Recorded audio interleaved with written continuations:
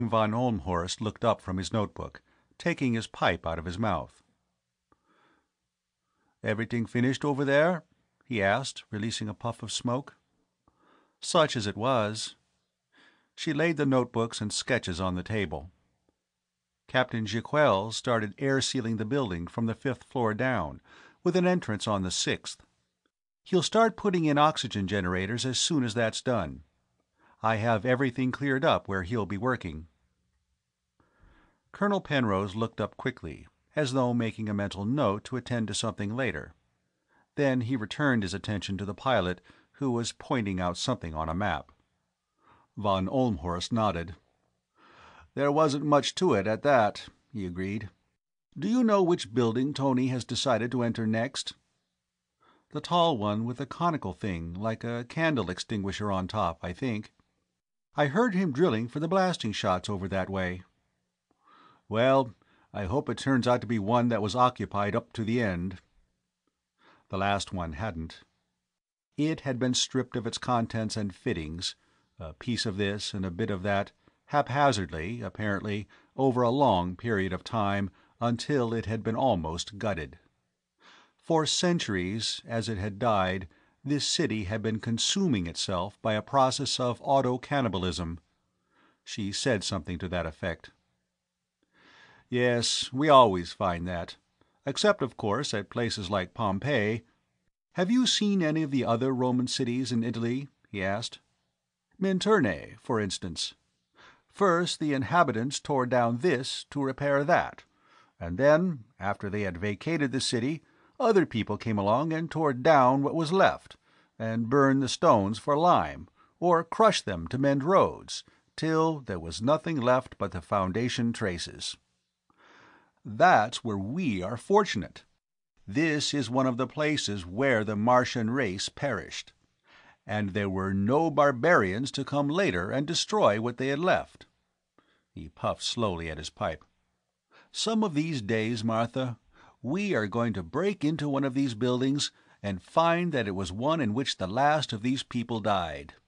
Then we will learn the story of the end of this civilization. And if we learn to read their language, we'll learn the whole story, not just the obituary." She hesitated, not putting the thought into words. "We'll find that sometime, Selim," she said, then looked at her watch. "I'm going to get some more work done on my lists before dinner." For an instant the old man's face stiffened in disapproval. He started to say something, thought better of it, and put his pipe back into his mouth. The brief wrinkling around his mouth and the twitch of his white mustache had been enough, however. She knew what he was thinking. She was wasting time and effort, he believed. Time and effort belonging not to herself, but to the expedition. He could be right, too, she realized. But he had to be wrong. There had to be a way to do it. She turned from him silently and went to her own packing-case seat at the middle of the table. Photographs and photostats of restored pages of books and transcripts of inscriptions were piled in front of her, and the notebooks in which she was compiling her lists. She sat down, lighting a fresh cigarette, and reached over to a stack of unexamined material, taking off the top sheet. It was a photostat of what looked like the title page and contents of some sort of a periodical. She remembered it. She had found it herself 2 days before in a closet in the basement of the building she had just finished examining. She sat for a moment looking at it. It was readable, in the sense that she had set up a purely arbitrary but consistently pronounceable system of phonetic values for the letters. The long vertical symbols were vowels. There were only 10 of them, not too many, allowing separate characters for long and short sounds. There were 20 of the short horizontal letters, which meant that sounds like NG or CH or SH were single letters. The odds were millions to 1 against her system being anything like the original sound of the language. But she had listed several thousand Martian words, and she could pronounce all of them. And that was as far as it went. She could pronounce between 3,000 and 4,000 Martian words, and she couldn't assign a meaning to one of them.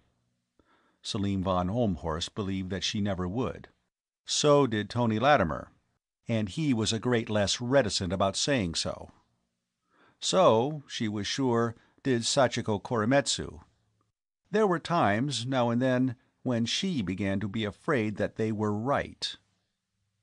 The letters on the page in front of her began squirming and dancing, slender vowels with fat little consonants. They did that now every night in her dreams.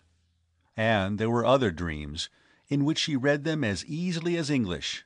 Waking, she would try desperately and vainly to remember. She blinked and looked away from the photostated page. When she looked back, the letters were behaving themselves again. There were 3 words at the top of the page, over and underlined, which seemed to be the Martian method of capitalization. Mastharnarvard Tadavas Sornhulva. She pronounced them mentally, leafing through her notebooks to see if she had encountered them before and in what contexts.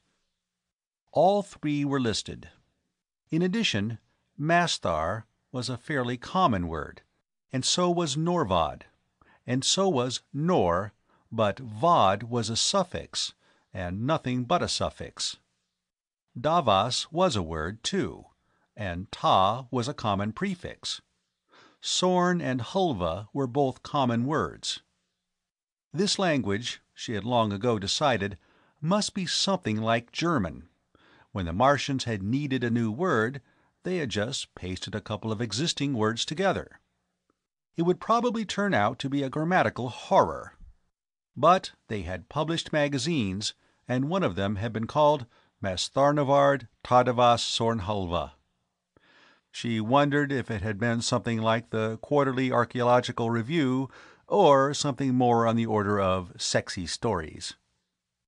A smaller line, under the title, was plainly the issue number and date. Enough things had been found, numbered in series, to enable her to identify the numerals, and determine that a decimal system of numeration had been used.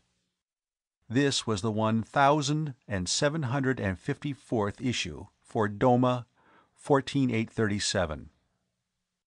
Then Doma must be the name of one of the Martian months. The word had turned up several times before. She found herself puffing furiously on her cigarette as she leafed through notebooks and piles of already examined material. Sachiko was speaking to somebody, and a chair scraped at the end of the table. She raised her head to see a big man with red hair and a red face, in Space Force green, with the single star of a major on his shoulder, sitting down. Ivan Fitzgerald, the medic. He was lifting weights from a book similar to the one the girl ordnance officer was restoring. "Haven't had time lately," he was saying in reply to Sachiko's question. "The Finchley girl's still down with whatever it is she has, and it's something I haven't been able to diagnose yet. And I've been checking on bacteria cultures, and in what spare time I have, I've been dissecting specimens for Bill Chandler. Bill's finally found a mammal. Looks like a lizard, and it's only 4 inches long, but it's a real, warm-blooded, gamogenetic, placental, viviparous mammal. Burrows and seems to live on what pass for insects here."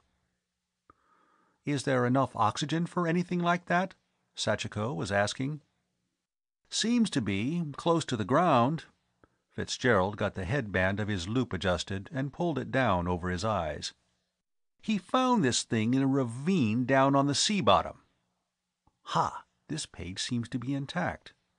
Now if I can get it out all in one piece—" He went on talking inaudibly to himself, lifting the page a little at a time and sliding one of the transparent plastic sheets under it, working with minute delicacy. Not the delicacy of the Japanese girl's small hands, moving like the paws of a cat washing her face, but like a steam hammer cracking a peanut. Field archaeology requires a certain delicacy of touch, too, but Martha watched the pair of